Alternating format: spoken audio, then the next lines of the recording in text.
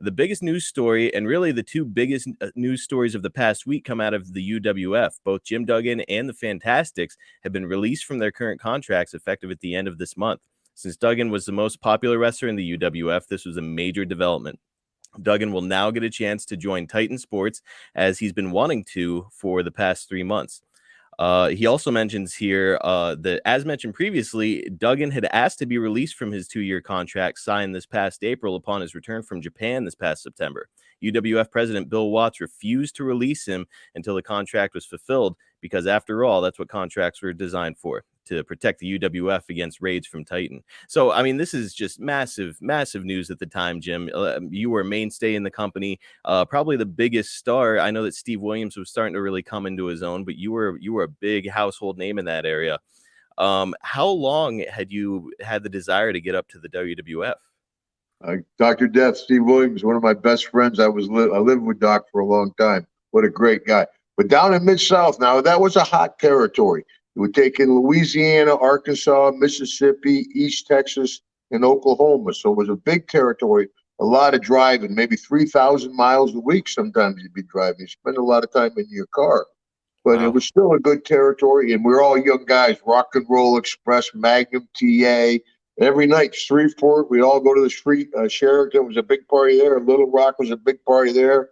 It was a great time in the business for being a young guy in the business. So and we'd even, like I said, would do Superdome shows. So the territory was hot. All of a sudden, Vince McMahon starts the WrestleMania series. And of course, Bill Watts, he wants to keep all his talent.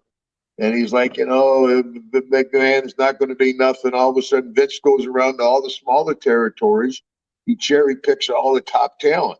He came down to Mid-South. He grabbed JYD, Junkyard Dog.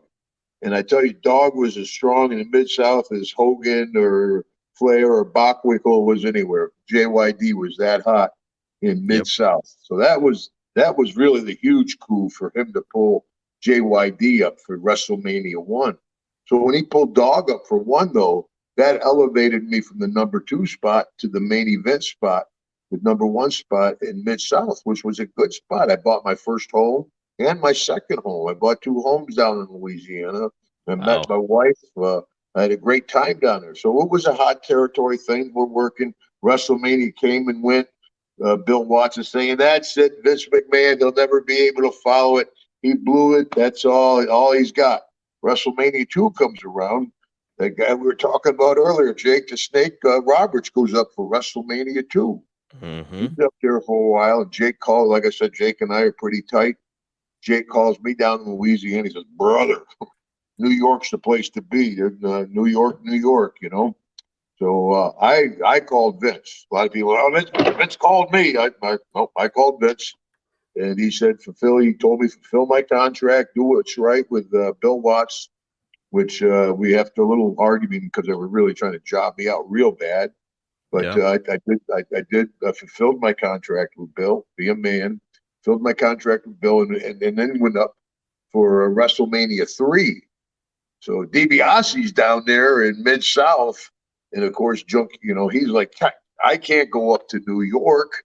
Junkyard Dog, Jake the Snake, Hacksaw Duggan. I'm Ted DiBiase.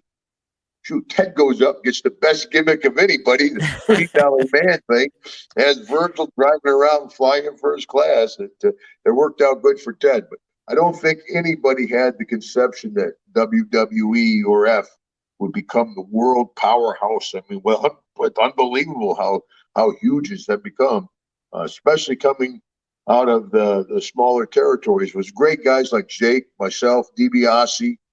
We've seen the transition of wrestling. We do high school gyms, National Guard armories. Then we're doing Wembley Stadium, Pontiac Silverdome, 90,000 people. And what a transition in the business to see. Of course, Marcus, I joke, it goes full circle for the old timers. You start off in the high school gyms, National Guard armories, you work your way up. Boom, your main event at the Guard, boom, things are going downhill, and you finish it up at the high school gyms, National Guard, at the Indies, man.